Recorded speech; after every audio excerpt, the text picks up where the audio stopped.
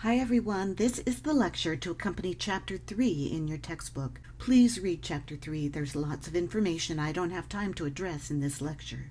Okay, let's discuss some general communication principles for group members. If you've taken any communication classes previously, you're probably familiar with most of this information. But because communication is such an integral part of groups, it's important that we review these principles and concepts. The story in this chapter about the problems faced by a college public relations club is a really good example of why it's important to use effective communication. It's not necessarily a true story, but it certainly exemplifies the kinds of things that can go wrong in groups when poor communication is used. The gist of the story is that one member of the public relations club suggested paying a speaker to come in and give a presentation. The chair of the committee's exact words about this were, "I don't know how we would be able to afford that, although I agree he's certainly worth the money." What he meant by that was probably, "It's a nice idea, but we can't afford it, so let's not do it." But that's not how the other group member interpreted it. She heard, "Well, it's expensive, but he's worth it, so let's do it." Then, of course, it all went south from there because nobody stopped to say, "Okay, what did we just decide here?" Everybody heard what they wanted to hear and assumed their perception was correct. Something like this has probably happened to you before, where you either misunderstood someone or were misunderstood by someone. It's not unusual, but in a group situation where outcomes depend on everyone understanding each other, it could certainly cause lots of problems, as it did here. To function effectively as a group, the members of that group need to continually work together to create mutual meaning and understanding. And we do that through effective communication. The definition of communication is the transactional process of simultaneously creating, interpreting, and negotiating shared meaning through interaction. It's taking place among people and affecting those people. It's an interaction involving the creation and expression of ideas in such a way that the meaning is understandable to everyone involved. There are 5 major characteristics of communication. First, it's symbolic. We use both verbal and nonverbal communication. The words and gestures we use aren't the actual ideas themselves.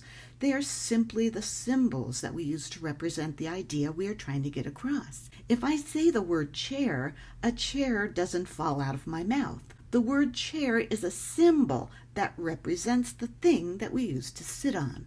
Symbols are arbitrary, which means subject to individual interpretation. So when I say chair, I might be thinking about this nice comfy desk chair I use in my office. But when you hear me say chair, you might think of the chair that you sit on in class. They're both chairs, but they're not exactly the same thing. Symbols, like words, gestures, or other forms of verbal and nonverbal communication, allow people to talk about objects that may or may not be present, or ideas and concepts that would otherwise be impossible to communicate to someone else. Second, it's personal.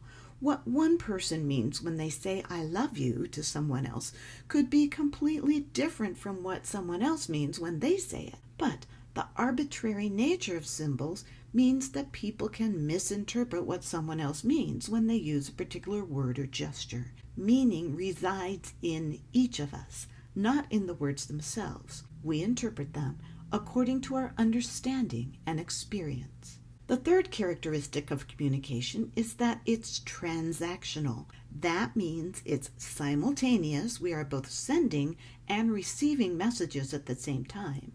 Multidirectional. In a group, messages are going from everyone to everyone else. And that people work together to create shared meaning. We attempt, not always successfully, to try to figure out what other people are talking about. Fourth, group members are all responsible for creating shared meaning. Now, because we're all individuals with different origins, backgrounds, and life experiences, we will never be able to perfectly understand each other. It's simply impossible. But we can get close. We will discuss ways to check each other's perceptions and do our best to come to mutual understanding. Finally, communication involves both content and relational dimensions. Content has to do with the topic of the message, the what. The relational dimension has to do with how the message is communicated and the relationship implications between the communicators. These are actually separate things, but they combine to create meaning for the listener.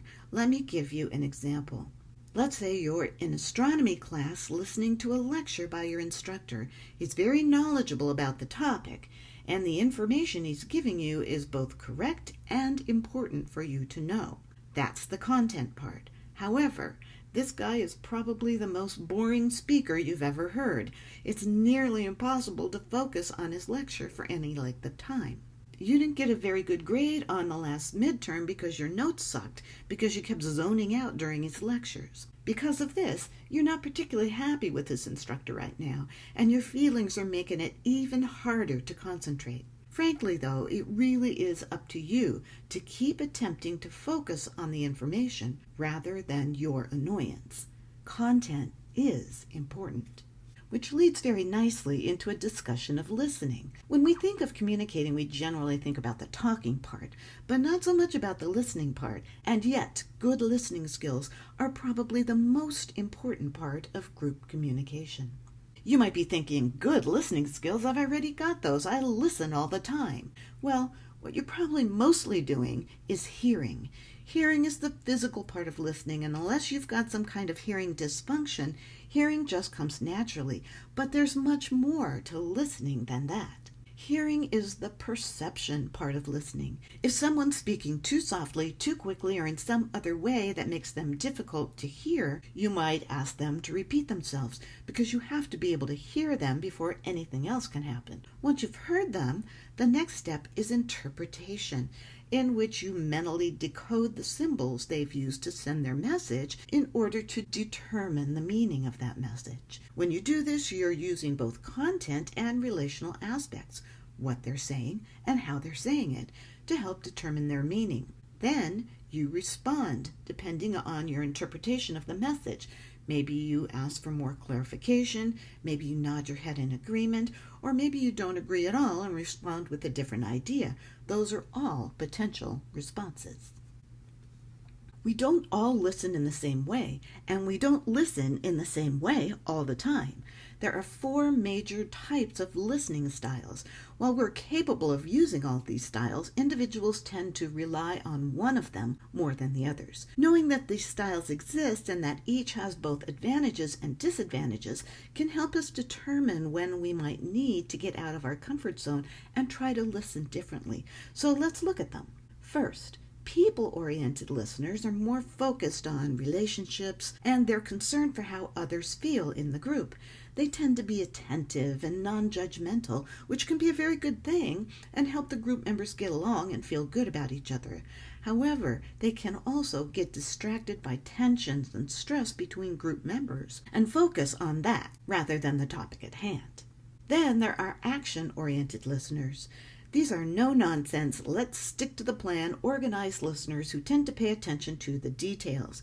While every group needs one of these kinds of listeners, they can be a bit short with people and might be perceived as overly critical, which can affect relationships for the sake of the task at hand. The third kind of listener is content-oriented. They tend to be very analytical and are a stickler for correct information. They can listen and pinpoint an error, see different sides of a topic, and are often a great help in the problem-solving process. However, they can also be perceived as too critical and a bit intimidating. Finally, there's the time-oriented listener.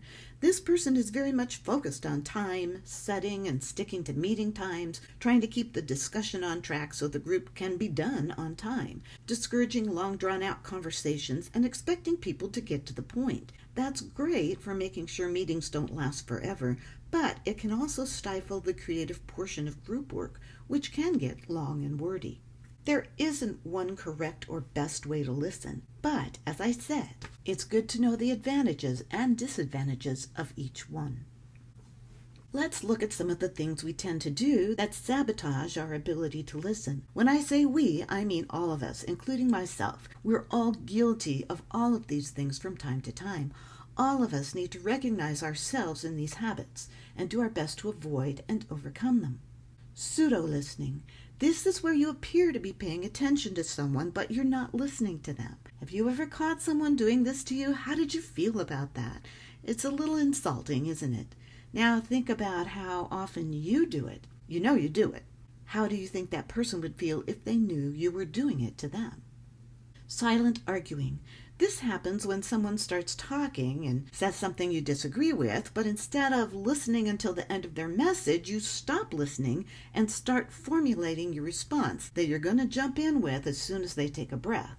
Since you're no longer listening, you might not even hear them if they actually address your concern or say something that explains why they said that other thing in the first place. Assuming meaning. Lots of our meaning is tied up in our cultures and the societies in which we were raised. Something might mean one thing in one culture and an entirely different thing in another culture. We might hear something that we interpret one way, then just stop listening because we assume we know what that other person means, but we might be wrong. Focusing on irrelevancies. Another common habit. This is where we get distracted away from the content by something about the speaker, their physical appearance, their accent, something we either think positively or negatively about. Maybe they're really attractive or really unattractive to us, and we focus on that instead of what they're saying. Sidetracking. Responding to someone's message with something unrelated. Now, this could be because you weren't listening or didn't think the line of discussion was worth continuing. Either way, it's disconcerting and potentially insulting to the speaker. Defensive responding. This is a knee-jerk reaction we all have when we take something someone said personally, possibly because we haven't listened closely to them or we feel psychologically threatened by their message, without fully attempting to understand what they're trying to say to us. These are all habits that potentially lead to misunderstandings and tensions within the group, but they're also very common. So how do we avoid them? Well, you need to learn to become an active listener. How do you do that? Well, the act of listening in itself is active, not passive. You don't just sit there and let information soak into your brain. You need to make the commitment to listen, to pay attention, maybe take some notes, really focus on what everyone is saying. A big part of active listening is paraphrasing, to respond to a message by repeating the speaker's message in your own words back to them. Not just repeating their words back to them, but actually processing the information and then saying what you think they meant, but in different words. This makes you think about it. Plus, it gives the other person the chance to determine if you actually did understand their message, or if they need to give you more or different information in order to make the message clearer. It's a great tool and something your group should get in the habit of doing. If the Public Relations Club people at the beginning of this chapter had done it, they could have avoided the minor disaster that followed and damaged their trust in each other. Now, I'm not saying that everything everyone says in a meeting should be paraphrased. That would be a bit silly. But certainly when things of importance are discussed, it's critical that everyone understands and agrees with the decisions that are being made. The last thing we're going to discuss today is how technology affects the communication process. A large portion of your interactions with each other will be through what the book refers to as CMC, or computer-mediated communication. Once you're in your permanent groups, you're going to give each other contact information, probably including your email addresses and cell phone numbers. You'll be given your own Canvas page on which you can put discussions and share documents and discuss things with each other. Some groups use Dropbox or Google Docs or Google Hangout to do these things as well. It's certainly up to your group. But whatever ways you choose to interact, the communication rules we discussed today still apply. And there are a few more things you need to consider when you communicate online. The first one is that because we usually can't see each other online, we don't get the full effect that a face-to-face message has. Gestures, eye contact, facial expressions, you can't see those. And they might be helpful in determining my message. So you might have to be more descriptive to get your point across. Emoticons are often helpful for adding context to a text message. The other thing you have to consider is something called disinhibition. When we can't see someone else and the only contact we have with them is online, it's easier to be rude or nasty to them, Just read the comments section of any online article and you'll see what I mean. We are less inhibited, and we also tend to depersonalize people online. Please be kind and ethical, whether you're meeting in person or online. Even when disagreeing, be polite and appropriate, and I can assure you that you will be able to work through disagreements and communicate much more effectively. This is the end of the lecture on Chapter 3.